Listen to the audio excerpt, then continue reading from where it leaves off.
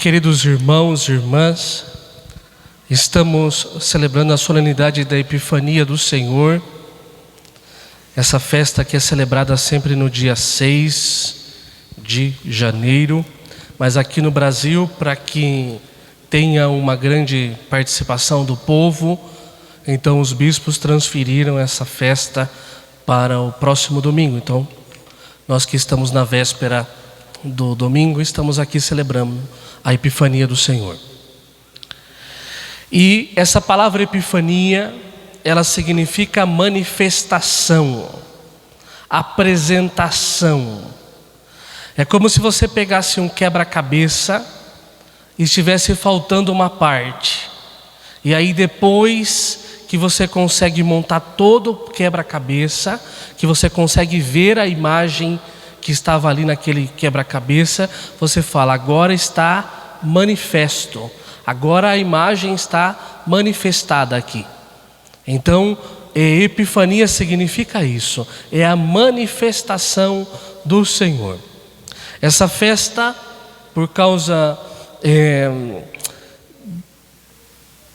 por uma questão histórica para os nossos irmãos católicos de rito oriental, aqueles que estão no Oriente ou que celebram dentro das igrejas de rito oriental, hoje é a festa mais importante do tempo do Natal. Hoje que as crianças ali recebem os presentes. Por quê? Porque imitam os magos que vieram do Oriente e levaram presentes para o menino Jesus.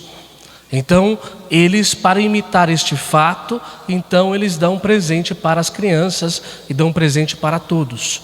Então, por causa disso que se dá, então, os presentes, e nós transferimos isso para o dia 24, né? Para que o Papai Noel pudesse levar lá na casa o presente para as crianças. Mas no Oriente é hoje que chega lá, então, os 3 reis magos vestidos e levam então o presente para as crianças. E aí, meus queridos irmãos, o que diz o evangelho de hoje é que alguns magos, não se fala um número aqui no evangelho, se fala que alguns magos vieram do Oriente seguindo uma estrela e chegaram à cidade de Jerusalém. Os magos, na época de Jesus, devem ser entendidos como os sábios. Essas pessoas que têm uma inteligência acima do normal, que com certeza eram consultados pelo povo de Deus, consultados pelos reis, porque tinham uma grande sabedoria. Então eles eram chamados magos. Mas para nós, traduzindo para a nossa visão hoje, são os sábios, tá? São aqueles homens que têm uma sabedoria grande e que a gente tem confiança de perguntar, será que nós devemos ir por este caminho ou por outro? E diz que alguns sábios que vieram do Oriente foram então até ali para adorar o menino Jesus. E chegaram em Jerusalém e lá estava Herodes, com muito medo, porque ele tinha muito medo que ele pudesse perder o governo, porque diz a profecia que o Messias seria o pastor de Israel. Então ele tinha muito medo, e por isso ele chamou lá os mestres da lei, os sacerdotes, os entendidos na palavra de Deus, porque ele queria saber aonde estava esse menino, porque com certeza tinha a intenção de matá-lo. E aí então eles falaram, olha, segundo as escrituras, esse menino nascerá em Belém. E aí os magos foram a Belém e chegaram lá, diz a palavra de Deus, e eu acho que isso é muito bonito, o que fala aqui no evangelho, é que quando eles chegaram, eles sentiram uma alegria muito grande. Uma alegria muito grande. Então você imagina o tamanho da felicidade de você estar diante de Jesus, o Rei dos Reis, o Senhor dos Senhores. Porque em tudo isso aqui foi feito, e ele estava ali, naquela criança, e eles sentiram esta alegria. Porque quando nós estamos na presença de Jesus, este é o sinal, é uma grande alegria. Quando nós estamos na presença de Deus, nós sentimos uma grande alegria. Se nós não sentimos uma grande alegria, é porque nós não nos sentimos na presença de Deus. Por isso que nós precisamos nos sentir na presença de Deus. E aí ofereceram ouro, incenso e mirra. O ouro, ele por não sofrer corrosão, o ouro ele é símbolo daquilo que é eterno. Então, os teólogos, olhando aí para os símbolos, dizem: o ouro é símbolo do eterno. Aquele menino, ele é eterno. Ele não vai morrer para sempre, mas ele vai viver para sempre. Ele é a vida. Depois ofertaram incenso, que é símbolo da oração.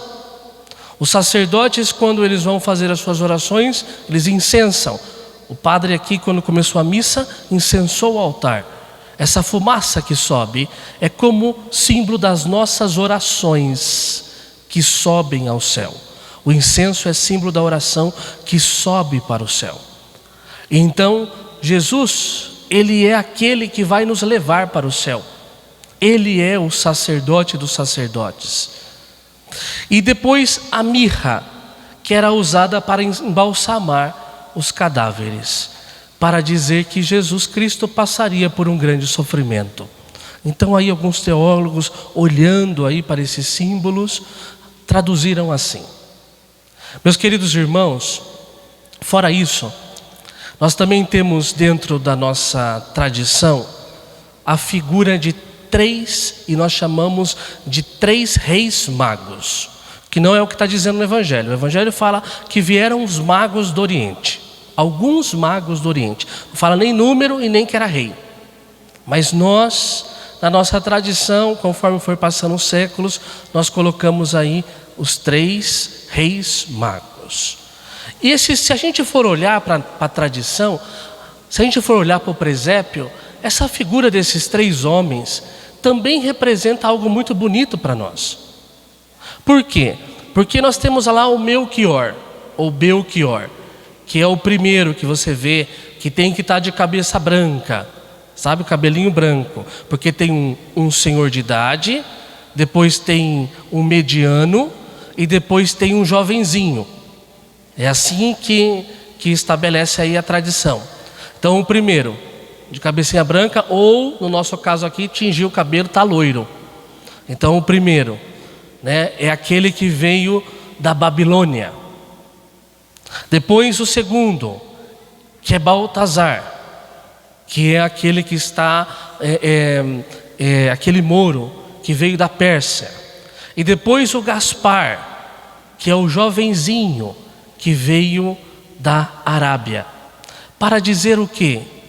Que não existe faixa etária também para chegar à salvação e adorar o menino.